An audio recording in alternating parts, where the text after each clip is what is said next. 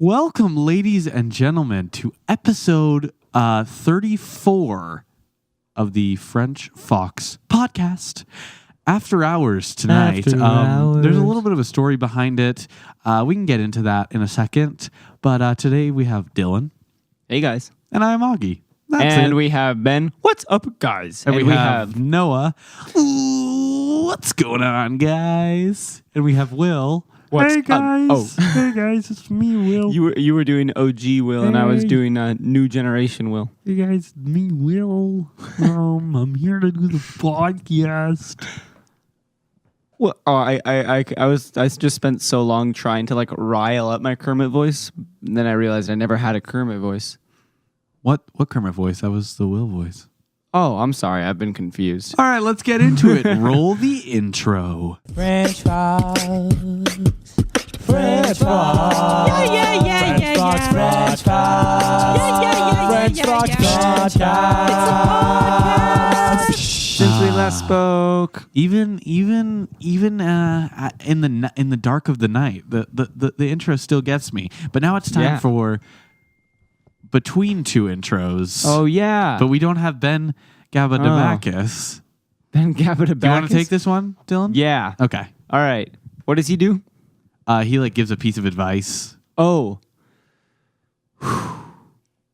Between two intros. Here we go with Between Dylan two Rakabadakis. Dylan Rakabadakis. Do not agree to host a segment that you do not know how to do. Inspiring stuff. Let's roll the Since We Last Spoke intro. Talking is easy, we gotta catch up. Please don't hold a single little thing for me. Since we last spoke. Oh man, Since We Last Spoke. So we all know what this segment is. Even Dylan knows it. I do. Don't you? I think it's the segment where we talk about what happened in our lives since we last spoke on the podcast. Oh. So should we give a little bit of explanation as to Since we last spoke? It's what happened since we last spoke? No, on the podcast. We already got that. As to why we are doing this after hours. Why not just the usual time? Well, I don't know. You asked me this question on the vlog too, but I mean, is there like is there an interesting story that I don't know about? No, we're just super busy. I just wanted to give context. Oh, you want to flex? I see. Okay, Mr. AirPods. He's wearing AirPods right now. I'm actually wearing AirPods. It's true. And I have waves. Yes, he does have waves. Wave check. Hey. So what was I going to say? Here we are. It's 10:59 p.m. on a Saturday. Usually we record at around past my bedtime. 3 p.m. on a Sunday. Mm-hmm. But tomorrow we both have different things. Mm-hmm. Dylan, do you want to talk about what you're filming right now? Sure. Okay. So I am in kind of a film program at my high school. It's not kind of. Well, I guess it's very much a film program. It's very much at my high school. And we, in our senior year, the senior class, we all make a short film together. I am the producer and I wrote the script. So we are shooting. We're like in the middle of production on that. And that's my plans for tomorrow is doing that and watching my little sister be in Mary Poppins. She's not Mary Poppins, but she is within the show. What is she? She is Jane. That's the little girl. That's the daughter Of Mary Poppins? No. Oh. Of like The whoever mom. the mean parents are. Oh. They're misunderstood. It's the moral of the story. Okay. Not so much mean. And what's your position on this project? Mary Poppins? No. I could see that you knew I was going there. Yeah. But you know what I'm talking about. Yes. Wait. The program, I said it. Oh, did you? I'm the producer and the writer. Oh, I'll yeah. flex again. I don't mind. Yeah, you are. So how's it going? It's going good. I feel like, we're moving pretty fast. I think I might have gotten sunburned because when it's cold in California, I forget that you can still get sunburned. And that's really dumb of me. But I feel like besides that, it's going pretty fairly. That's very nice. Yes. Yeah, that's good. We just got back from a birthday party. True. It was very nice. Mm-hmm. Yeah, I mean, we just basically decided to do this podcast right now. Yeah. And here we are. Usually I have a couple more like news stories and stuff, but we're still in Since We Last Spoke. Yes, it's not time. So, since we last spoke, there was a men's beauty pageant at our school. Oh, yeah. That was quite the thing. It was quite the thing. Trying to think of like what can we talk about that we can talk about. You know what I mean? Yeah. Because it got pretty wild. All right, well, I'll just, this one I can say without using names, I believe. See, the problem is this podcast is so famous at our school that we would get like mobbed. So famous, like 3 people listen to it. Yeah. Shout out to you guys. Shout out. I know you are. I don't. Okay. Yeah. Wait, Alright. Is it me? Because I don't listen to it it's not either. You. It's not you. Okay. It's not you. It could be 4, but I won't listen. Anyway, Whoa. one of the things that happened was in this men's pageant show. It's like senior and junior guys at our high school. Sure is. Sure is. Augie and I were not in it because we wanted it to be fair for the other contestants. And Yeah. there's no suspense. I we mean, have we're such a- writers, we're filmmakers. We know there's no suspense if you know who's going to win. Therefore, neither of us could do it. We're also dreamboats. Yes, that's good context. So yeah, Mhm. that's why. Yes. So you're supposed to have like a talent. Like for instance, Augie and I probably would have gone on and done the podcast like we're doing now. So people have different talents that they go would on. be the worst thing ever. It would be literally Imagine this, but on a walking on stage. stage and doing that. Like people do live podcasts, but for like people who are fans of that podcast. Yeah, but just imagine doing it for our school blindsiding a crowd with a quick pod. for like an hour. Yeah, like It's this. It's longer like the than format. we usually go. It's yes, with every segment. yeah. That would be sick. Let's do it. Okay. However, the one of the there was some stuff where it was like really, really great acts. Well, there was like one.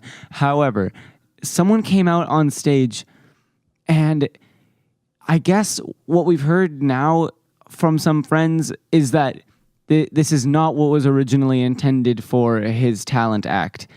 But this guy comes on stage, and it starts as stand-up comedy, and it's off to not a great start because he's Not a great start at all. he's making some jokes that are offensive to certain people, such as anybody who has morals, pretty much. Yeah. And then he proceeds to start like brutally roasting A little bit of a roast. the other contestants. Kind of turned And into a bit of a roast. I guess it starts off pretty much like still good natured. Like I'm thinking Tame. he'll roast tamely, right? Good word, 1 or 2 of the other contestants. It'll be kind of funny, and then we'll move on. And Augie even leans over. He's like, "Oh, I get it. It's like a roast." I was like, "That's really funny." And then he's on the 4th one, and it's getting really brutal. And I'm like, "Oh, I think this is actually just like a disguised roast. Like I don't think this is just like a joke in his bit. I think this Yeah. is the bit."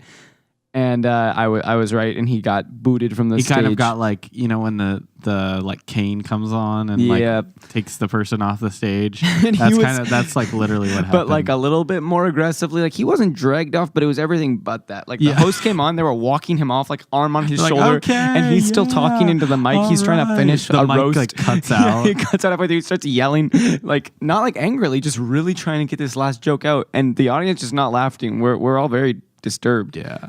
There was also an unfortunate circumstance where one of the people's talents was he was gonna dance blindfolded. So the first thing was it was scary because every time he would get slowly closer and closer to the edge of the stage, He was wearing Crocs. and there was and a onesie Yes. as well. There was Like no, a pajama onesie. yeah. But the other issue is that because he was blindfolded, he did not realize that there was a portion of his Batman pajama Batman- onesie. that was unbuttoned, and that portion happened to be how do I say this? His frontal pelvic Yes. area. Yeah.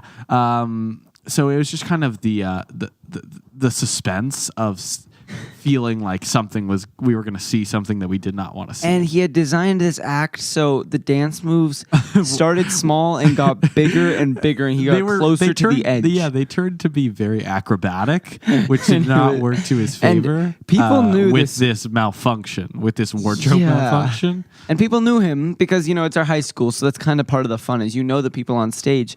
And I'm just going to make up a name.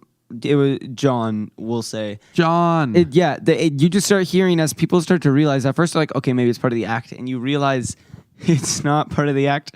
And you hear people that know him or in class with him or go, John, stop. John, stop. John, you have to look. And he just wasn't looking. I guess the music was too loud on stage. He's getting really into it. He was, at one point, he jumped into a pretend splits. It just would have been a joke. It wasn't anywhere near real splits, but he just kept doing things that because of the malfunction were no, please stop it. It was really rough.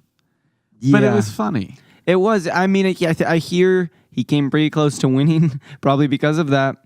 And he did. There's a segment at the end where it goes down the line and each contestant says their pickup line, their best pickup line.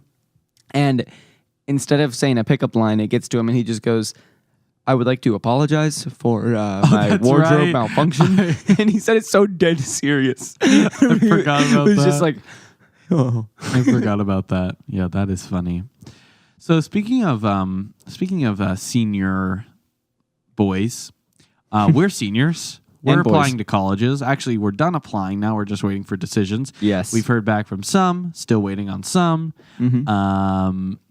But I wanted to talk about the news that came out this week about Loughlin and other rich people paying, just for context, paying up to $500,000 to this guy who would get you into any school you wanted. How did he do this, you ask? How did he do this? How did he do this? Let me tell you.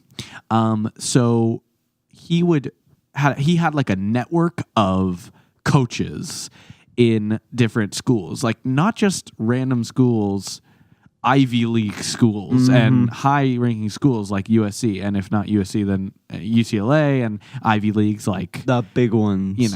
All the big ones. Mm-hmm. And what he would do is they would just pretend that student was on a team. So crew or rowing, that's the same thing. Yep. Just sailing, different things. Just these obscure sports. Yeah, and they would pretend like they were on the team and had gotten in because of that. And yet, Yet they would never once be at the practices. Yeah. Nor would they be in the events. Yeah. And also sometimes, and this is where it gets even crazier for me, is paying proctors for ACT/SAT standardized testing to increase the scores of the tests. That one did not surprise me. I know it's a common phrase to say, oh, yeah, I wasn't surprised. But that truly, I was not surprised, at all. There was not even, a little bit of... it wasn't even, news to me. I thought that was almost a known thing. Just because I was taking the ACT, and I was just I feel like this would be so corruptible. There's no way that people aren't being bribed, because it's just such a, you don't know any part of the process except for you turn it in, and then you get a score back, and nobody sees anything else. So it's yeah, that is true. It's sus. Yeah, you don't get to see what you got right, what you got wrong. Yeah, you just get a number that way.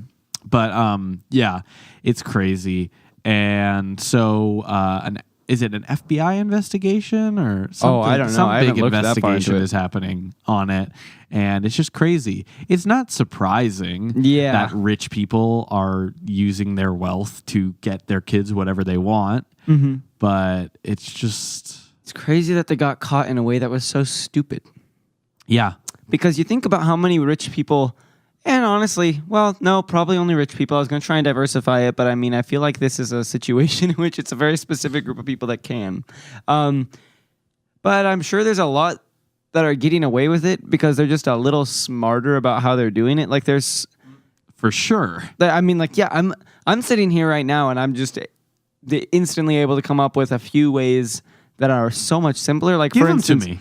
All right, a donation. I just say this one actually. This and that's one not even illegal. Yeah, exactly. Like this one actually, I didn't even think of when I was talking to my mom about this. She brought it up, and That was my first thought as well. Yeah. But say it. It's like, okay, so this is literally like you cannot be arrested for this, even if everyone, including the president of maybe not the president of the United States, bad example. The FBI suspects that you are doing this because it's just you make a donation. You say like, all right, I want to donate $500,000. I want to build you this huge science building in your school, the thing you've been wanting. Also, by the way, my son/daughter is applying to your school. And I don't know if I could get that donation to you until the end of the year, maybe next year. So yeah, I hope my kid does well getting in. And that's all very sus, but there is really there is no crime there. Yeah, I that was the first thing I thought of. I was like, why wouldn't you just give $500,000? Any school that that you gave $500,000 to would, in a heartbeat, let your kid in. I thought that too, because it's also like, if you do it the smart way, the schools don't really have anything to lose either, because it's not like they're going to get caught for it if there's no crime. So on both ends, it's pretty safe and beneficial, and just kind of morally crappy. But I mean, it's colleges. We already know that. Yeah. Do you have another way? You said you had another way. Let me think, because Really I did have a list once in my head. I was trying to think of because I've been trying to brainstorm how I can defend myself when I'm brought into court. Right. Yeah, it's legit. I'm on crew for Harvard. It's fine. Congrats, man. Thank you. Yeah, that's awesome. I don't know what crew is, but I'm really excited. Crew. I think they saw some potential. Crew hair gel. Yes. Let me think. I had another way. Oh, yes. Do you have one, or should we keep moving forward? I feel like I'm so close. And did you know Lori Loughlin's daughter? Her name. She's a YouTuber. Oh yeah. Goes by Olivia Jade, and she's known for like her college vlogs at USC and stuff like that. So what it's like to be on crew. You can only imagine how the internet reacted to this sort of thing. She disabled comments on her Instagram. Did you see the specific video that people are like sharing? No. It's, I kid you not, it is her, and she's doing a vlog. I think this must have been maybe when she first got into the college. Sure.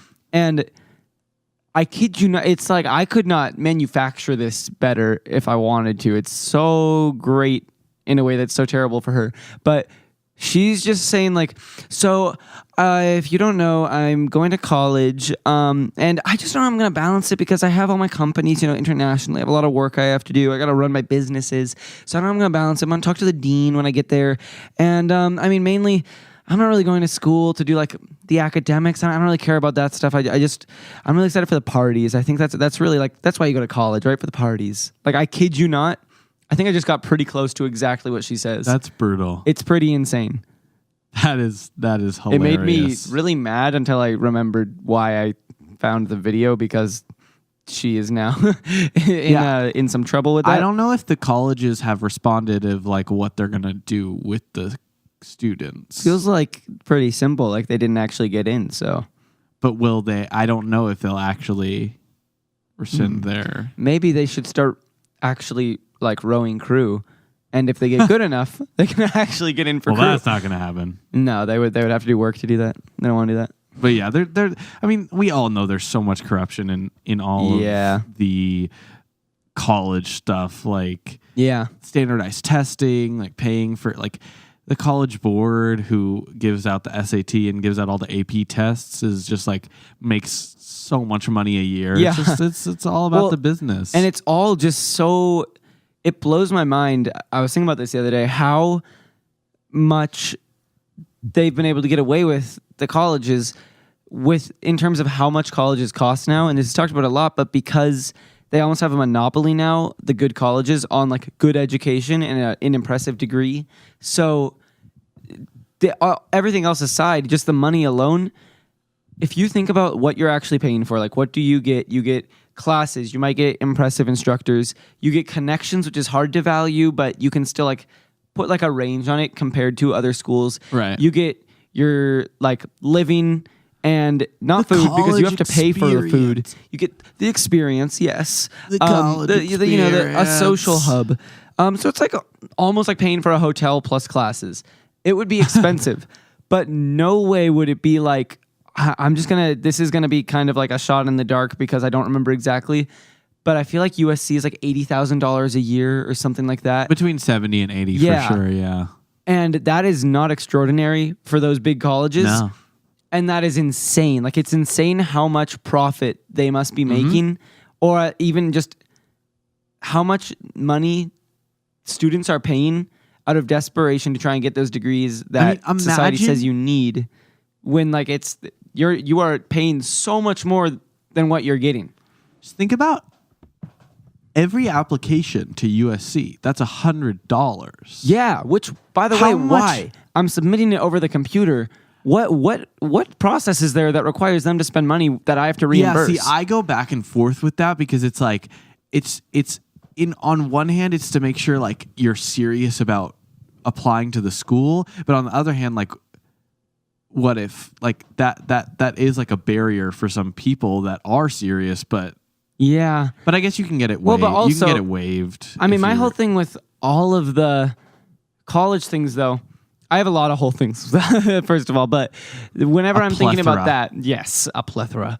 But I just, what it always comes back to me is I feel like there's a big problem with almost every college that I have talked to or visited or spoken to anyone there, even been on their website. There is this perception that from everyone, but because of the way that the colleges hold themselves, where it's not that the college needs the students and wants to please the students, it's that they know that they are now in the position where students really need the college and they're competing to get the college. It's not like an optional thing if you're going into a specialized field anymore. It's you need that degree if you want a good chance of getting an impressive job or moving up in the world in something that you're passionate in, and that's... Now, it's just weird, like all that stuff, like why am I paying them to allow them to consider me? Like I almost feel like that should be the mentality in some ways, where not that I specifically am so special, but that everyone should have that mentality because it's like, it feels very devaluing to be like, please consider me. I will pay money if you will just please think about letting me in. Yeah. But anyways, just like, to wrap it back, think about how much money they make just off of those application fees alone. Yeah, that's insane. Like tens of thousands of people so much apply. money. So like let's say only 10, why can't I do this math in my head right now? If only 20,000 people apply, is that 200,000? 20,000 2 million times 100 is it's 2 million. Wow. It's $2 million. And more than 20,000, I believe, usually apply. Definitely. Yeah. But like, so they're making millions of dollars before they even not have even anyone people paying who tuition. go to their school. So this is, I mean, I dropped my math class this year, so this may be wrong. Okay. If Will was here, he would definitely tell me He would. if I was wrong. But I'll tell you. He'll probably correct me in the next podcast. But that's got to be like billions of dollars, or at least close. If you think about then all the people that are paying for tuition, even they don't have that many people, but it's still $80,000 a year. So after only like, for how long the college has been around, after only like a decade, they've got to be getting close to like $1 billion. Yeah, I mean they do put a lot of it back in to it, but not enough to the point where it's like justifiable. Right. Like, oh, we need all that money though. yeah, It's no, not. no, definitely not. And education should not be something that people are profiting off of ever. I feel like that much. Like it should be. Yeah, I mean that's the fair pay. Like it's completely separate from the whole. Like I also believe that teachers in public education are underpaid. All that I agree with. But then whole separate thing when it's like people are making so much off the education system that they're like millionaires. Then it's like, okay, wait, now you're taking advantage of people that need education. Especially us, we're not used to it because we've gone to public schools our whole life, but like it's just the private versus public thing. Yeah. Although I will say also, public schools, I don't know if this is a new thing or if this is a thing that I'm just noticing, or maybe it's even just our public school, but I don't think so. Their is a rising thing as I've gotten older that I've started to become aware of, which is that public schools are quote unquote free, but there is a lot of stuff that you have to pay for. And it's still a quote unquote have to pay for, but you have to pay for it. Like even the graduation robes, there's this whole thing where you at our school have to buy the graduation robes. You can't rent them. You have to purchase them permanently. Yeah, but that doesn't go to the school. No, but the school is involved in that, and public education, which is supposed to be free, our country really flexes that. And yet we are buying these robes for like a ridiculous amount of money. I'm not gonna say what it is because I don't even remember what it is, but it just feels weird because, and also that the school requires that we go through these companies that are getting the exact same thing somewhere else. Like it feels like it's a weird sideways way of still making people pay. Yeah, but it still doesn't even count like close to private schools. No, not at all. That's just almost like on a philosophical level talking about all schools, but no, it is nowhere near the problem of what we're talking about. Yeah. Yeah. It's pretty College, crazy. Man. Yeah. That's wild. It's pretty insane. I think it would even be not fixed. It would still be terrible, but it would be better too if we didn't have such an emphasis. And I haven't traveled enough to know if this is different in other countries, but at least in America, we have such an emphasis on going to college and much pressure for like that is like defines your success leading up to that point. Yeah. That it is just ridiculous to me that then this stuff can happen or it can cost that much. Like think about if we are people where it's like we're at least pretty well off and we are kind of mind blown about the prices that we would have to pay to go to these colleges.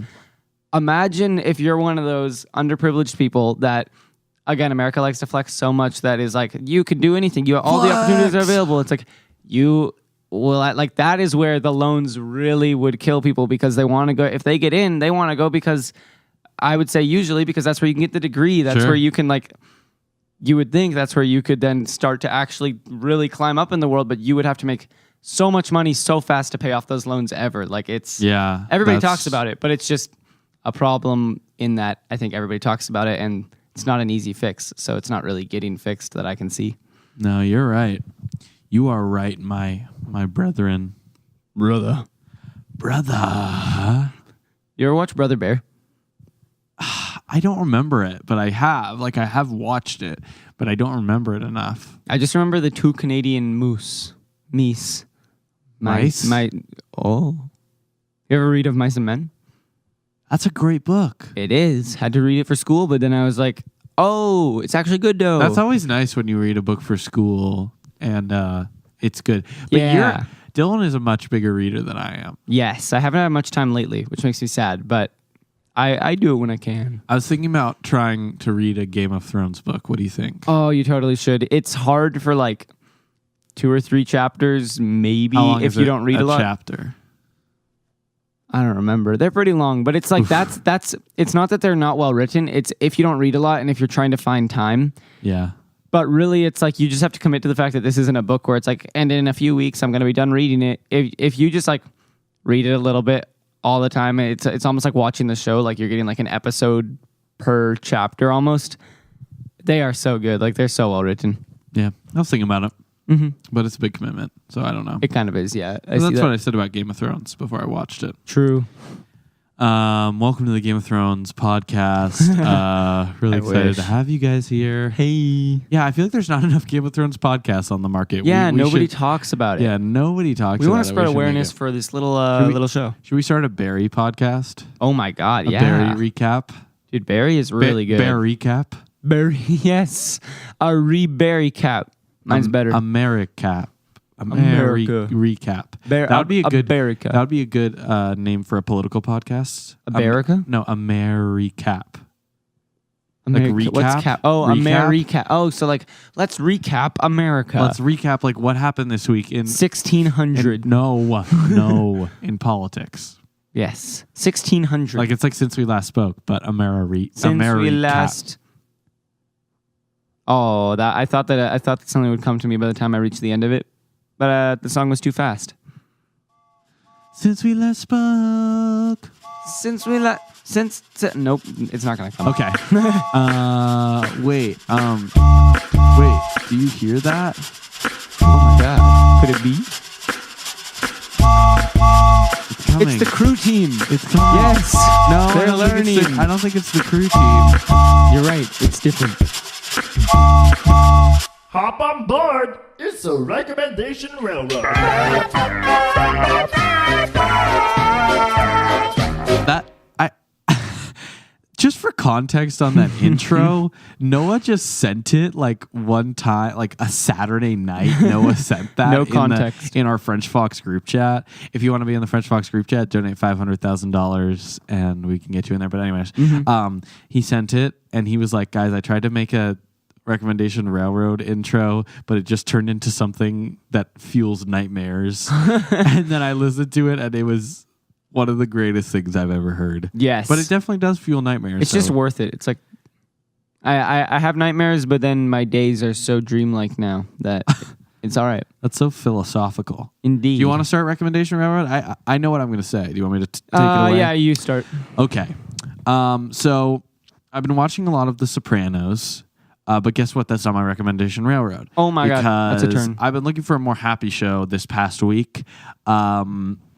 And I decided to turn back to an old classic, Curb Your Enthusiasm. Oh, so good. And I left off where I had stopped, which was like the beginning of season 3. And that show is just so funny. It's just so good. And like it really, if it was on Netflix, it would be such a show that got binged like Seriously. The Office, or there's just so many good moments and characters in there. And it's just a show you can turn on at any time, any episode, and just watch and laugh at least once. I have to second that recommendation, but that's not my ticket. It's on HBO. So HBO Go, you can probably get on iTunes and stuff too, but I cannot recommend it enough. Just a nice, it goes by so fast and yeah, it's good. It's really good. Yeah. Oh no, I just had one. I knew this would happen. Oh no. Oh no, I seriously just had it. You were talking about Curb Your Enthusiasm, and then I was thinking, hey, you know what I should recommend? Different HBO show? No, it's a YouTube channel. I remembered it. Okay.